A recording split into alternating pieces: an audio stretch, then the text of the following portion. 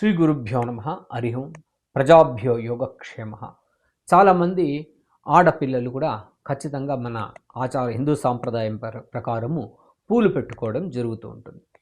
ఈ పూలు వాడిపోకుండా తీయకూడదు. ఒకటి లక్షణం. పూలు అనేది మంచి అలంకారము, మంచి విషయం కూడా అది. అదేవిధంగా పూలు లేకుండా ఉండకూడదు. అదేవిధంగా పూలు వాడకుండా కూడా తలలోంచి తీయకూడదు. అదేవిధంగా పూలు ఎవరైనా ఇస్తే వద్దని కూడా చెప్పకూడదు. అదేవిధంగా పూలు కంప్లీట్ వాడిన తర్వాతే బయట తీయాలి, తలలోంచి తీయాలి. అదేవిధంగా కింద పడ్డ పూలను తీసుకుని మళ్ళీ కూడా పెట్టుకోకూడదు.